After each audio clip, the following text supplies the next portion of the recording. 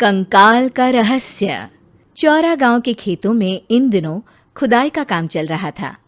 असल में इसी गांव से होकर एक अच्छी सड़क गुजरनी थी, इसलिए यहां खुदाई शुरू की गई थी। अचानक एक दिन खुदाई करने वाली मशीन से कुछ टकराता है। बाद में जब खोजबीन की जाती है तो वहां से 2 कंकाल मिलते हैं। पुलिस गांव के लोगों से पूछताछ शुरू करती है। आप लोगों को क्या लगता है ये किसके कंकाल हो सकते हैं? अरे साहब, हमें क्या पता ये किसके कंकाल है, आप ही लोग पता लगाइए। हम लोग तो बहुत ज़्यादा डरे हुए हैं। हाँ, हमारी फॉरेंसिक टीम अभी आ रही है। ये बताओ कि इस गांव के रहने वाला कोई जोड़ा गायब तो नहीं ना? क्योंकि शुरुआती जांच में तो ये बात सामने आ रही है कि एक कंकाल किसी पुरुष का है तो एक किसी महिला का। साहब, हमें तो बहुत डर लग रहा है। ऐसे कंकाल मिलने का मतलब गांव के आसपास ही किसी की हत्या हुई है या फिर किसी को जलाकर मार डाला गया है। हाँ साहब, हम अपने परिवार को लेकर बहुत ही ज्यादा परेशान हैं। देखिए, आप लोगों की परेशानी हम समझ सकते हैं, लेकिन आप लोगों को पुलिस का सहयोग करना होगा, क्योंकि आपके सहयोग के बगैर हम ये पता नहीं लगा सकते हैं कि आखिर ये किसके कंकाल है और इनकी हत्या किसने की। ठीक है साहब, गांव के लोग आपका पूरा सहयोग करेंगे। हाँ साहब, पूरा सहयोग करेंगे। तो फिर ठीक है, हम अपनी जांच शुरू कर देते हैं। कुछ दिन बाद जांच रिपोर्ट आ जाती है। पता चलता है कि ये कंकाल करीब 20 साल पुराने हैं, यानी 20 साल पहले किसी जोड़े की हत्या कर शव को यहाँ पर दबा दिया गया था।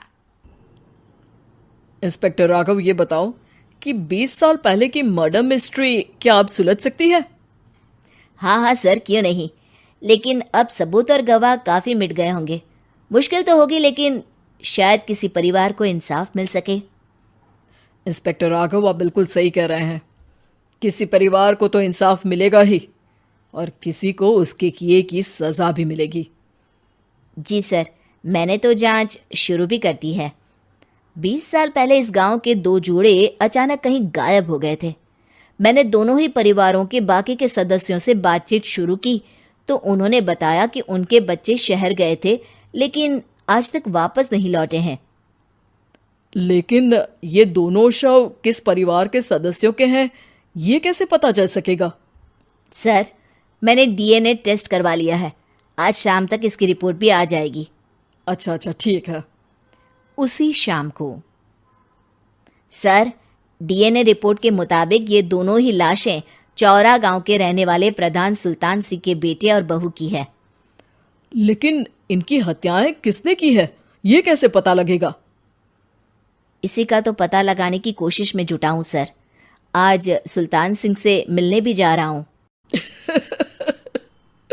मेरा बेटा और बहू तो मेरे लिए सिर्फ यादों में ही रह गए थे। हमें उनकी लाशें तक नहीं मिल सकी थी। आज 20 साल बाद उनके कंकाल मिले हैं। मैं अब किसके लिए जीऊं?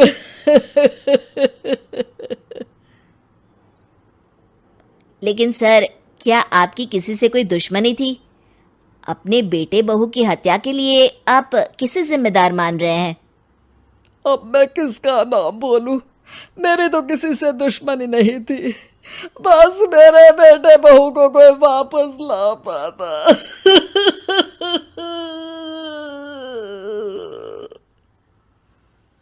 इसके बाद सुल्तान सिंह फूट फूट कर रोना शुरू कर देते हैं।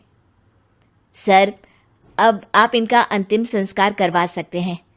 कम से कम इनका शरीर ना सही, इनका कंकाल तो आपको मिला है।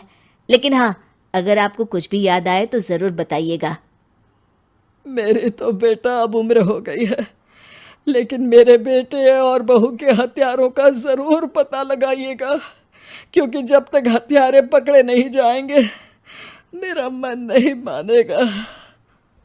सर, हमारी पूरी कोशिश रहेगी हत्यारे को पकड़ने की। लेकिन एक बात बताइए, उस वक्त आपको किस पर शक गया था?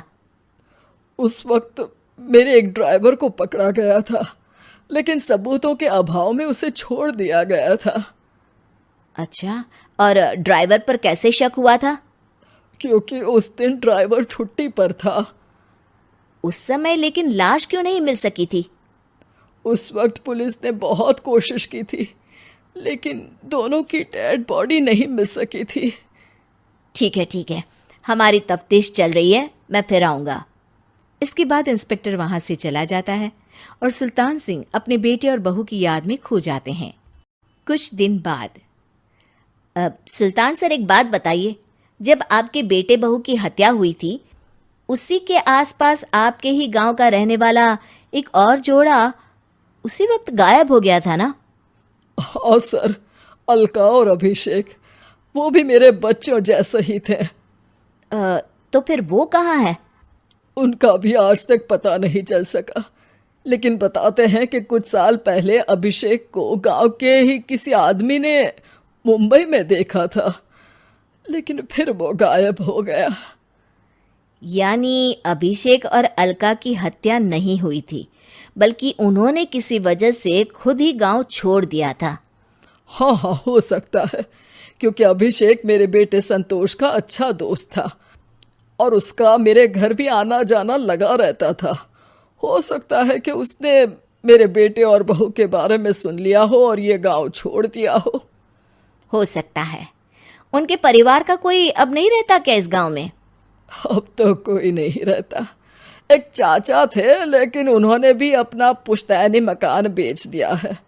वो भी अब कहीं शहर में ही बस गए हैं। ओह, अभिषेक और अलका के बारे में भी पता लगाना होगा। हो सकता है कि वही इस हत्या के बारे में कुछ बता सके। हो तो सकता है, लेकिन वो बेचारे तो खुद ही वक्त के मारे थे, वो क्या बताएंगे। फिर भी सर, जब केस दोबारा खुला है तो जांच तो करनी ही पड़ेगी, और इस बार तो लाशें भी बरामद हुई है। कुछ दिन तक लगातार तफ्तीश चलती रही। एक दिन थाने से सुल्तान सिंह को फोन आता है। हाँ, कौन बोल रहा है? सर, मैं कांस्टेबल तुलाराम बोल रहा हूँ थाने से। आपको थाने आना पड़ेगा। थाने? लेकिन क्यों? सर, किसी की पहचान करवानी है। अच्छा ठीक है, मैं दोपहर तक पहुंचता हूँ। सुल्तान सिंह दोपहर में थाने पहुंचता है। कई पुलिस के अधिकारी वहां मौजूद रहते हैं। सर, आपके बेटे की हत्या का रहस्य आज शायद सुलझ जाए। अच्छा इंस्पेक्टर राघव, पर वो कैसे? सर, उस आदमी को देखिए, क्या वही अभिषेक है? सुल्तान सिंह की आंखों में हैरानी से आंसू आ जाते हैं। हाँ सर, यही अभिषेक है। ये आपको कहाँ से मिला? सिर्फ अभिषेक ही नहीं, बल्कि इसकी पत्नी अलका भी इसके साथ है। मैडम, जरा अभिषेक की पत्नी को लाइए। जैसे ही अलका को पेश किया जाता है, सुल्तान सिंह जमीन पर गिर जाते हैं। सुल्तान सर, क्या हुआ आपको? आप अलका को देखकर गिर क्यों गए? सुल्तान सिंह सर पकड़कर बैठ जाते हैं। ये अलका नहीं, बल्कि ये तो मेरी बहू रितु है। पूरा थाना एक दूसरे का मुंह देखने लगता है। क्या?